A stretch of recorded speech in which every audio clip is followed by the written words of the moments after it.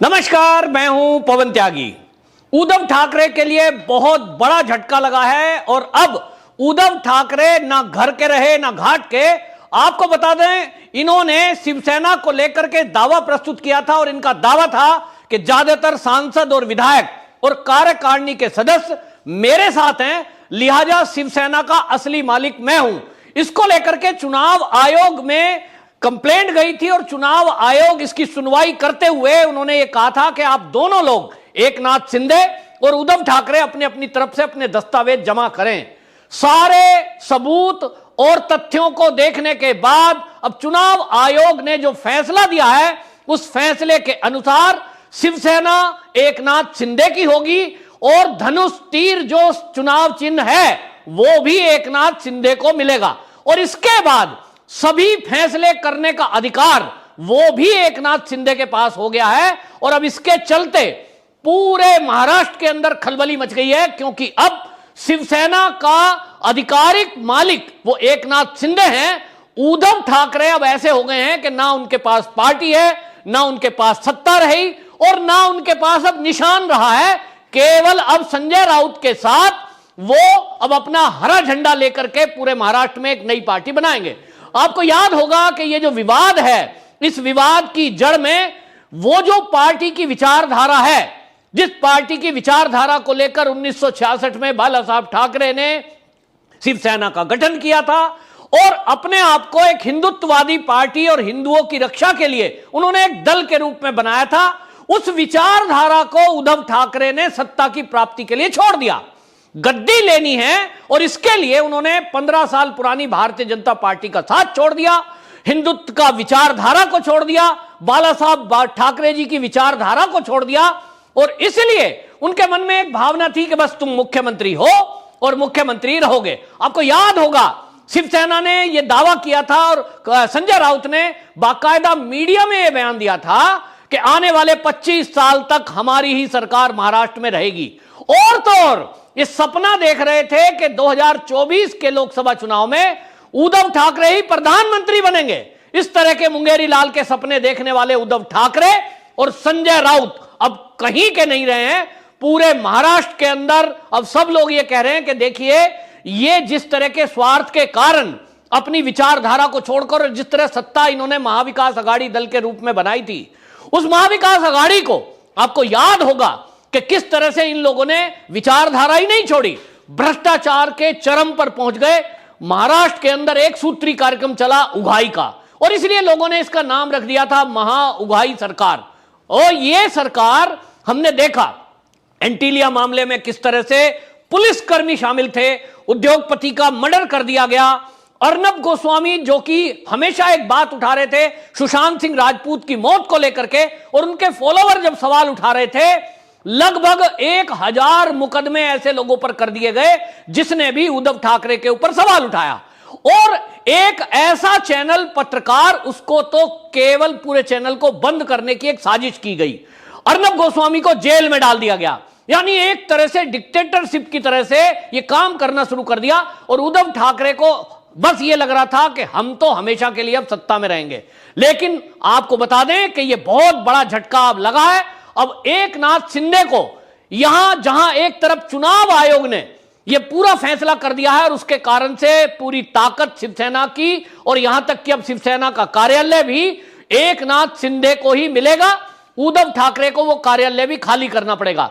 दूसरी तरफ supreme court में इन्होंने उद्धव ठाकरे ने एक एप्लीकेशन लगाई थी कि जिन विधायकों ने एकनाथ शिंदे का साथ दिया है उनकी मान्यता रद्द कर दी जाए, और इसके लिए सुप्रीम कोर्ट पहले ही उसको रिजेक्ट कर चुका और सुप्रीम कोर्ट पहले ही कह चुका कि ये सब मामले जो हैं वो चुनाव आयोग के अधिकार में है, क्योंकि वो एक इंडिपेंडेंट बॉडी है, तो आप चुनाव आयोग के पास जाइए। रिजेक्ट होने के बाद ये बड़ी खंडपीठ में इस मामले को ले जाना चाहते थे, लेकिन सुप्रीम कोर्ट ने उसको बड़ी खंडपीठ को देने के लिए मना कर दिया। तो सुप्रीम कोर्ट में भी इनको झटका लगा है और इनके विधायकों की मान्यता के मामले को खंडपीठ में सुनवाई के लिए सुप्रीम कोर्ट ने मना कर दिया। अब बिल्कुल साफ है कि जिस सरकार को ये कह रहे थे कि थोड़े ही दिन में एकनाथ शिंदे की सरकार गिरने वाली है, हम दोबारा से सत्ता में आने वाले हैं, अब महाराष्ट्र के लोग ये कह रहे हैं कि अब उद्धव ठाकरे क्या करेंगे। उद्धव ठाकरे अब या तो कांग्रेस में अपने को मर्ज कर दें या तो वो एनसीपी में अपने को मर्ज कर दें। कुल मिलाकर के अब शिवसेना तो रही नहीं है, ना उसका झंडा ये इस्तेमाल कर सकते हैं, ना उसका ये रंग इस्तेमाल कर सकते हैं, और जो चुनाव चिन्ह था वो भी एकनाथ शिंदे के पक्ष में गया है। और इसी के पहले ही आपको बता रहा हूं, जब एकनाथ शिंदे मुख्यमंत्री के रूप में बैठे थे, जिस तरह से उन्होंने जमीनी स्तर पर उतरकर शिवसेना के कार्यकर्ताओं के काम करने शुरू हुए, शिवसेना के कार्यकर्ताओं से मिलना शुरू किया, जिस तरह से दही हांडी प्रोग्राम पर उन्होंने विशेष प्रबंध किए, जहां एक तरफ उद्धव ठाकरे ने दही हांडी पर प्रतिबंध लगाया था, तो एक तरफ ऐसी सरकार आई जो हिंदुत्व के नाम पर लोगों ने उसको चुना था, भारतीय जनता पार्टी के साथ गठबंधन में थे, लेकिन इन्होंने सारी विचारधाराओं को दरकिनार करते हुए गद्दी को प्राथमिकता दी और गद्दी के स्वार्थ में बीजेपी को धोखा दिया, महाराष्ट्र की जनता को धोखा दिया। और उसके बाद जो महाराष्ट्र के अंदर खेल शुरू हुआ, उस खेल में हमने देखा कि बॉलीवुड के जो नशाखोर हैं, जो सुशांत सिंह राजपूत की हत्या के लिए जिम्मेदार लोग हैं, उनको बचाने का खेल शुरू हुआ। और जिस तरह से महाराष्ट्र की पुलिस ने कारनामे किए, उसको लेकर के पुलिस के अंदर से सवाल उठे। ट्रांसफर पोस्टिंग का घोटाला, जो अफसर ठीक काम कर रहे हैं उनको परेशान करने लगे। रश्मि शुक्ला, किसको याद नहीं है, विजिलेंस हेड थी और उनको किस तरह से एक ट्रांसफर कराने को मजबूर होना पड़ा क्योंकि उनकी कोई सुन नहीं रहा था। केवल और केवल महाराष्ट्र में महाविकास आघाड़ी सरकार के समय एक सूत्री कार्यक्रम चल रहा था, उगाई, कैसे भी करो 100 करोड़ रुपया महीने का हमको चाहिए। यह खुलासा किसी और ने नहीं तो पुलिस के एक अधिकारी ने किया कि किस तरह से अनिल देशमुख, जो कि गृह मंत्री थे, उगाई का खेल कर रहे थे, पुलिस को इस्तेमाल करके लोगों को डराने और धमकाने का खेल चल रहा था। यहां तक कि उन्होंने मुकेश अंबानी तो कभी नहीं छोड़ा।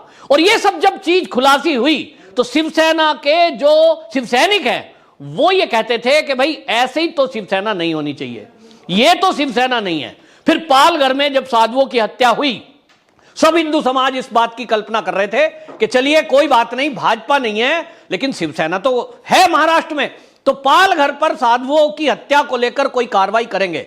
लेकिन लोगों को निराशा हासिल हुई जब उद्धव ठाकरे के कार्यकाल में 90 दिन तक तो चार्जशीट भी दाखिल नहीं हुई।